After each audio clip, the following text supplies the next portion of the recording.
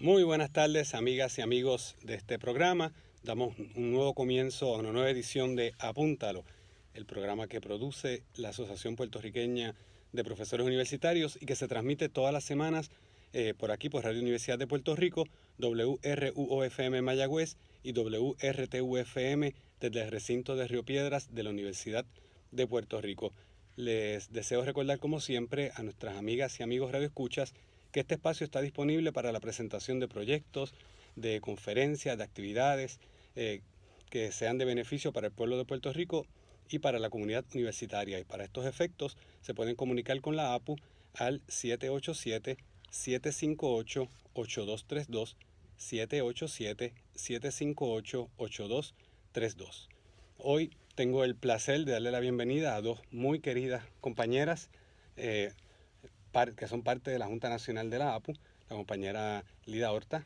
Muy buenas tardes a todos y a todas. Encantada de estar aquí. Y la compañera Joana de Jesús. Buenas tardes, aquí de nuevo. Feliz de saludar a este público. Feliz Navidad. Estamos en una época muy especial. Muchas felicidades a ambas. Eso Gracias. es así. Y siempre es un placer verlas, a pesar de que lo que nos reúne hoy en este programa es un tema que no es necesariamente uno que provoque mucha alegría. Así es. Y es el tema de un nuevo intento de privatización en la Universidad de Puerto Rico. En este caso tiene que ver con el recinto de ciencias médicas. Son dos proyectos que están bajo consideración de la legislatura y que implican unos cambios peligrosos para efectos del funcionamiento de la Universidad del Pueblo, la Universidad de Puerto Rico. ¿Cuáles son estos dos proyectos que están bajo consideración de la legislatura?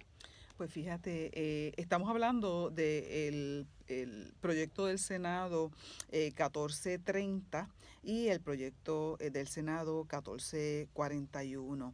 Estos proyectos tienen un contenido que obviamente nos preocupa, pero antes de entrar en ese contenido, a mí me gustaría poder ofrecer un poco del trasfondo de por qué es un problema, ¿verdad? En estos momentos donde ha habido muchísima repercusión, muchísima diseminación con respecto a cómo llegan estos proyectos a la legislatura. El proyecto del Senado 1430 es un proyecto que establece la posibilidad de hacer unas corporaciones subsidiarias en el recinto de ciencias médicas específicamente, que le den la posibilidad de establecer una relación de alianza público-privada con mecanismos privados. Este proyecto ha tenido una metamorfosis de proyectos anteriores sometidos a la legislatura, tanto a nivel de Senado y Cámara, y que en su primera versión, en mayo del 2019, llegó a la fortaleza, después de haber sido aprobado en ambos cuerpos legislativos, y fue vetado por Ricardo Rosselló un día antes de salir de Fortaleza, precisamente, aduciendo de que el mismo no era necesario porque ya habían unas leyes que permitían hacer todo lo que ese proyecto establecía. Este proyecto en ese momento estaba en el Senado de Ciencias Médicas, estaba en completo desconocimiento del mismo. La razón por la cual nos da el sentido de urgencia, ¿verdad?, es que nos enteramos que este proyecto está trabajándose por accidente. Se empieza a hablar de una nueva reencarnación de este proyecto con un número distinto y una presentación distinta, en este caso, en la Cámara de Representantes. Nos enteramos por accidente porque en la búsqueda, ¿verdad?, de las distintas resoluciones que se estaban dando por otras razones, es que hemos estado envueltos en los procesos legislativos, sale este proyecto como de ciencias médicas. Cuando surge este proyecto, como proyecto por petición. Un proyecto por petición. Así que emana del pueblo. Bueno, tal vez de un segmento microscópico del pueblo centralizado en el recinto de ciencias médicas. Sí, pero ni eso, porque es de una persona. Aparentemente de una o dos personas, exactamente. Estamos hablando de par de personas. Y yo creo que esa es parte del gran problema que nos trae aquí y que ha sido tema en el Senado académico de 2 reuniones. Cuando se identifica que este proyecto está moviéndose en la legislatura, se le pide una reunión al rector para que nos explique, ¿verdad?, cómo esto llegó a la legislatura. El Senado no estaba al tanto de estas iniciativas del rector de Ciencias Médicas, el doctor Segundo Rodríguez Quiliquini. En la reunión que tuvimos, el rector trae a su asesor legislativo, al señor Feliciano, y en esa reunión el rector establece que este proyecto está muerto, porque aunque se estaba trabajando en la legislatura, hubo oposición aparentemente de la Escuela de Salud Pública de Ciencias de la Salud de Ponce, y estaba muerto. Así que, debo decir ingenuamente, el Senado Académico de Ciencias Médicas lo descarta porque entendíamos que estaba muerto. Y no hubo una discusión, simplemente se presentó, no se preocupen, este proyecto está muerto total, ¿verdad? El lamento desgraciado de que esa gestión ya no se iba a dar, y hasta ahí llegó. Nos enteramos increíblemente esa misma tarde de que este proyecto, presentado ahora en el Senado, no en la Cámara, sino en el Senado, también por petición y con un nuevo número, que es el que nos... 1430. El 1430, estaba para discutirse por descarga. El mismo día que tuvimos esa reunión con el rector. Y presentado por el presidente del Senado. Y presentado por el presidente del Senado. De más está decirle la conmoción que esto tuvo. Se solicita una reunión extraordinaria para entonces ahora traer a la discusión este proyecto.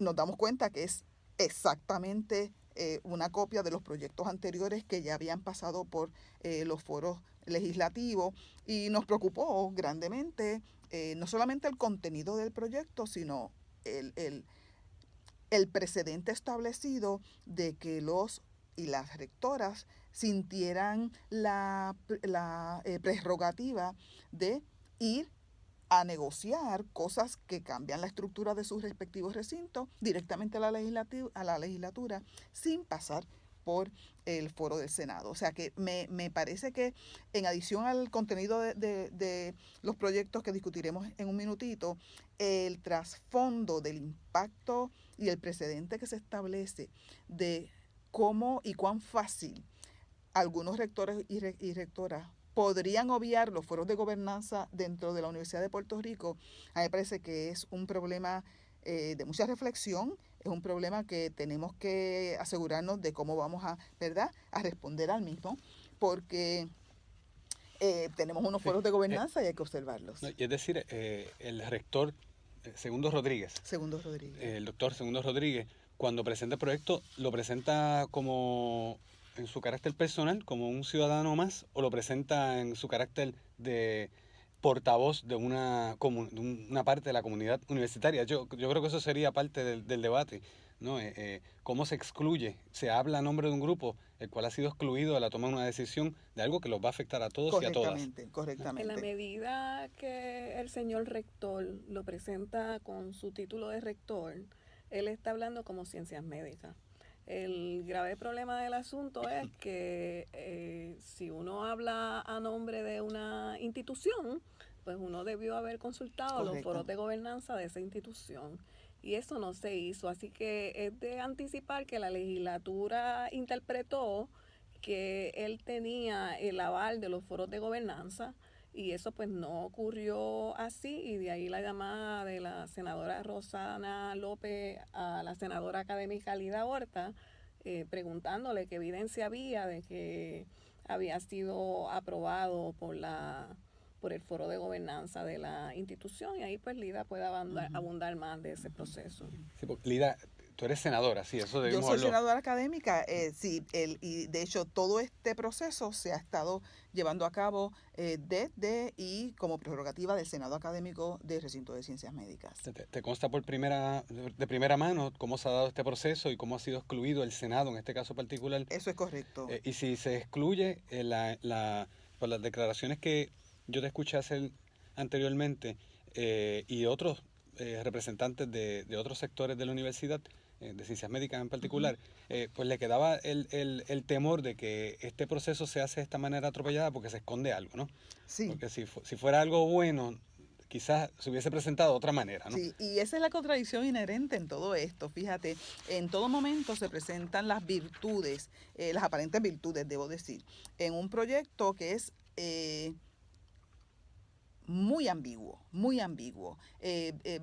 Hay mucha información general, se habla de posibles APP, pero no se entra en un detalle de cuáles pueden ser, qué características tienen que tener este tipo de organizaciones, qué tipo de servicios se estarían privatizando. O sea, no nos quede duda, porque una de las...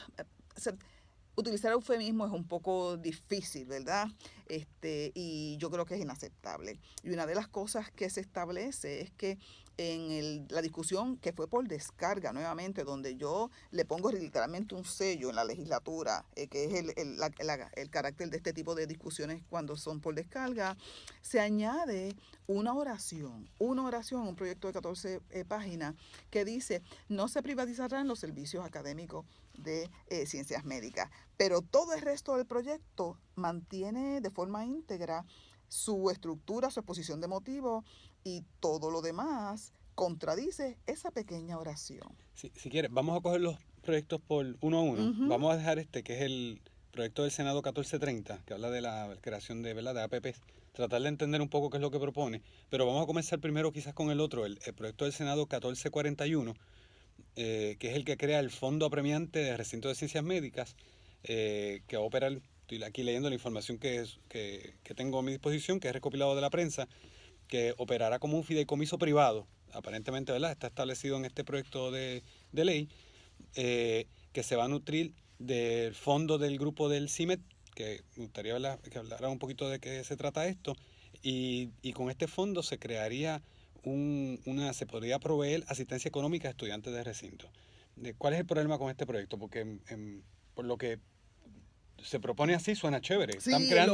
loable, sí. La verdad es que yo con este proceso estoy inmersa y fascinada con la poesía que sale de estas exposiciones de motivos en estos proyectos. La verdad es que es una cosa preciosa y habla de desarrollo de un fondo de becas para los estudiantes, que obviamente sabemos que después de la certificación 4, que elimina las exenciones, se creó un caos, ¿verdad? También sabemos que todos y cada uno de los rectores y rectoras están siendo empujados por administración central para conseguir dinero para su funcionamiento. O sea que aquí el problema de fondo es mucho más amplio que específicamente este proyecto. De hecho, yo creo que estos dos proyectos son una manifestación de la debacle administrativa que hay en el sistema de la Universidad de Puerto Rico, desde la Junta de Gobierno hacia abajo. Se están atendiendo problemas que ellos mismos crearon o se están proponiendo supuestas soluciones a problemas creados por ellos. Exactamente. Yo pienso que hay un hilo conductor en ambos proyectos que tiene que ver con algo que desde este programa de Apúntalo se ha denunciado en repetidas ocasiones, y es la falta de financiamiento de la Universidad de Puerto Rico.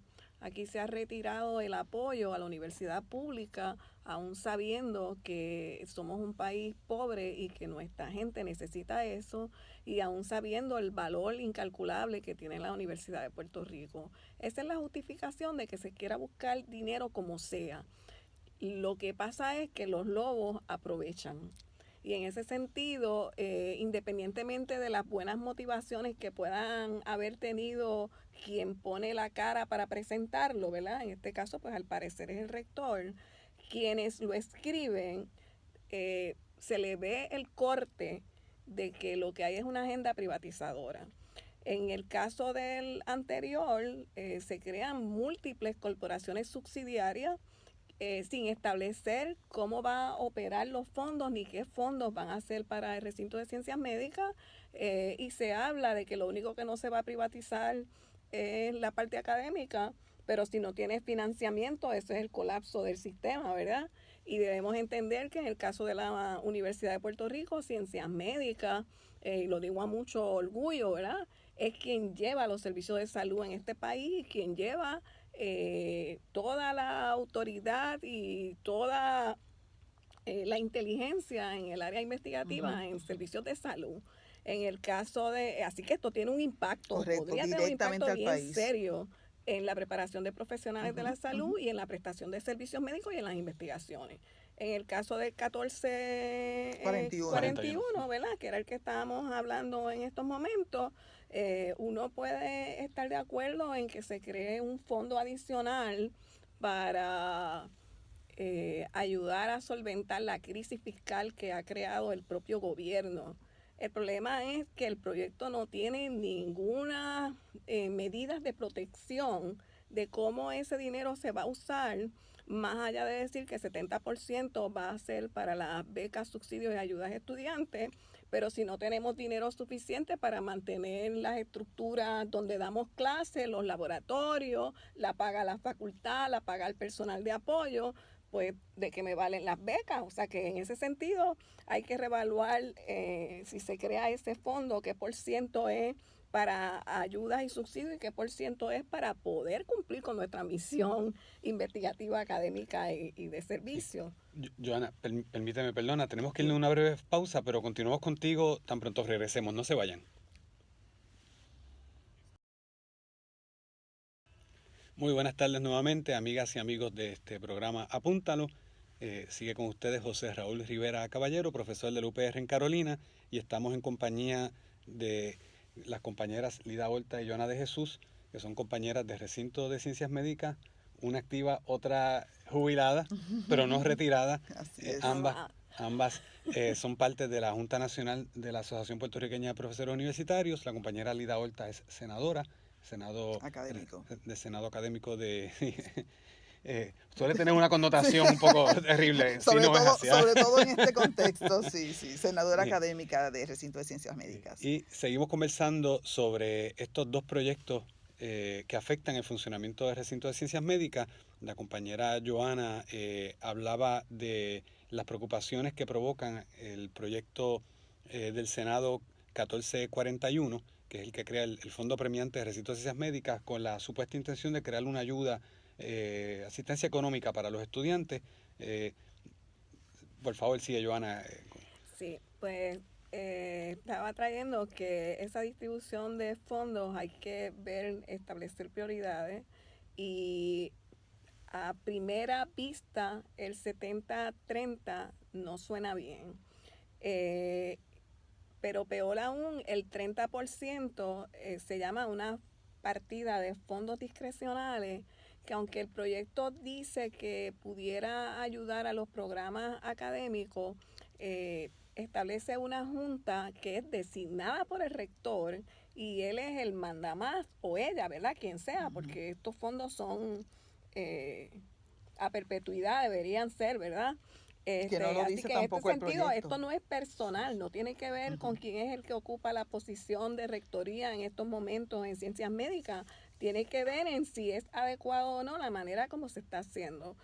Si se fuera a hacer un fondo de este tipo, tiene que democratizarse la manera de nombrar esa junta y que sea representativa de la variedad de sectores que componen la comunidad universitaria para que pueda haber dominio de qué es la academia, qué es la investigación, qué es el servicio, cuál es el alcance del recinto de ciencias médicas.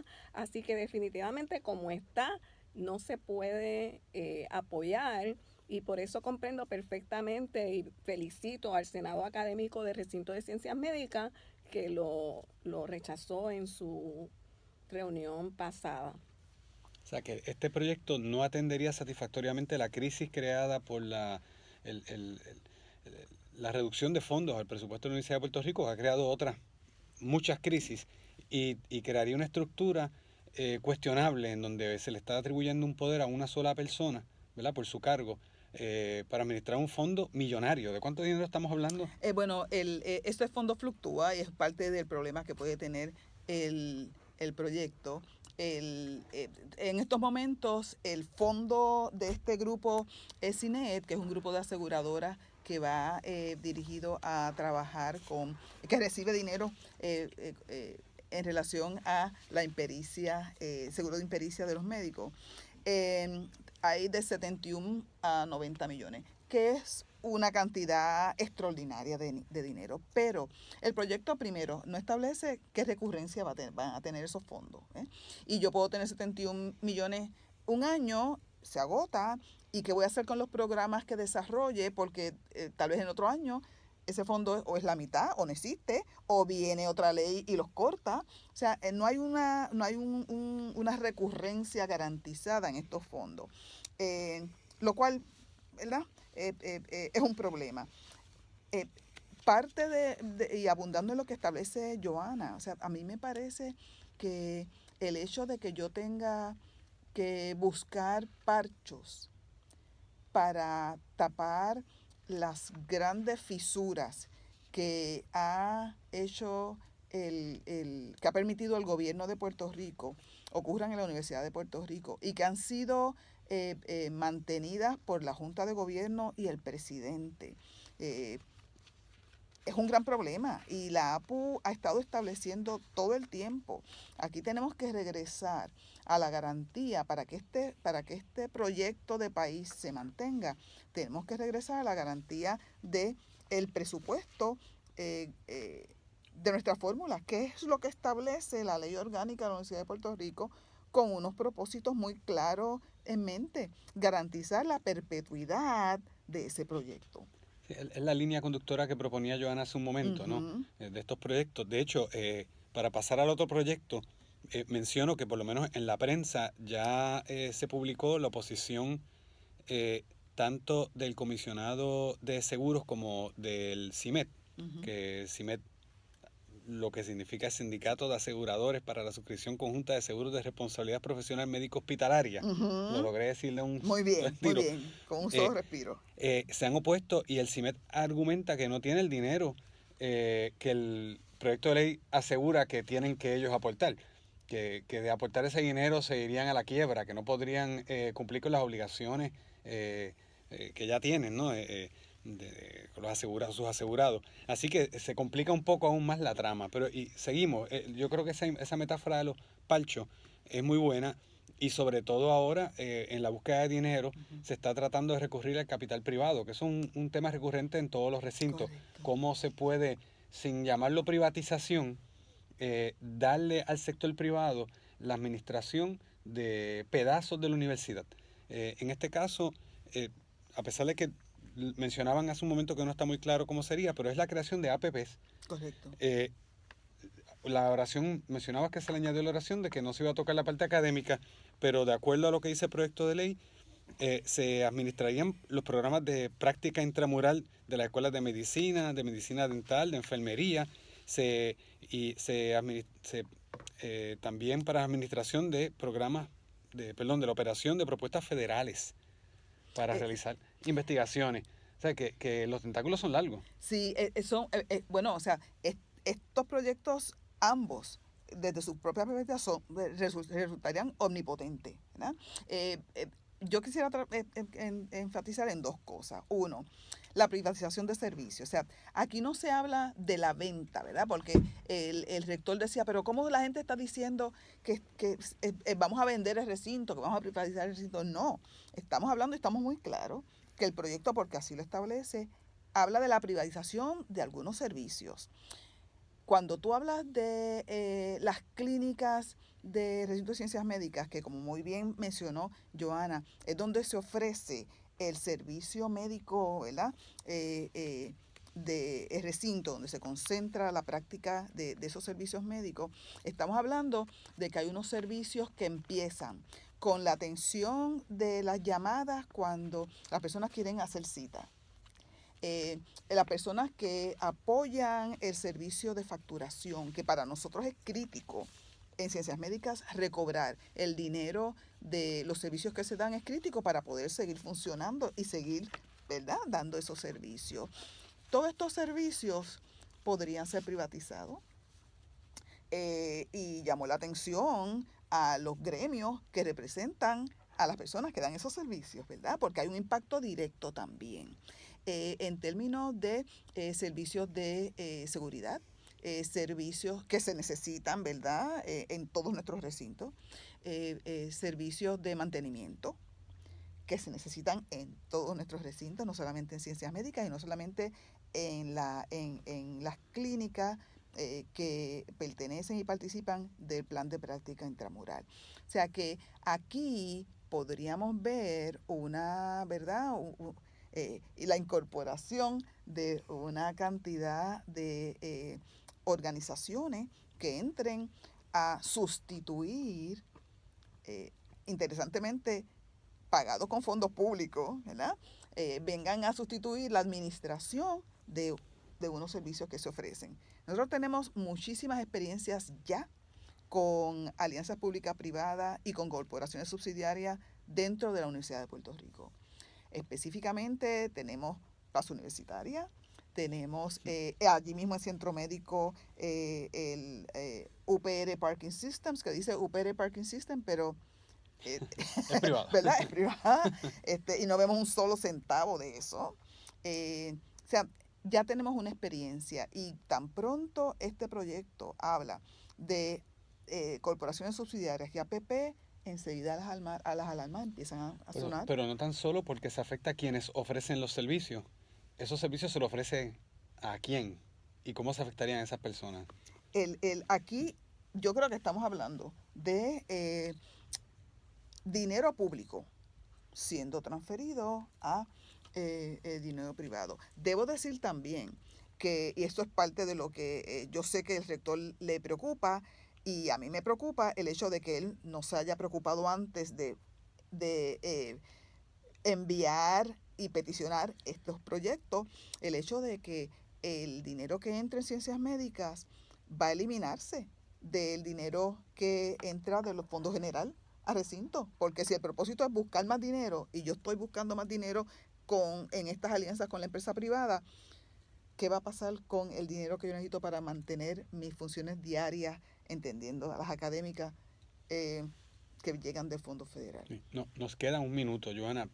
Sí, yo voy a aprovechar ese minuto para traer que este proyecto es sumamente peligroso porque al crear múltiples corporaciones subsidiarias, lo que se está haciendo es privatizar las ganancias que se puedan generar a través, por ejemplo, de los planes de práctica y dejar en manos públicas el pago de la facultad, el pago de la infraestructura, etcétera. El proyecto alega que no tiene asignación de fondos porque ya la estructura y el personal está allí.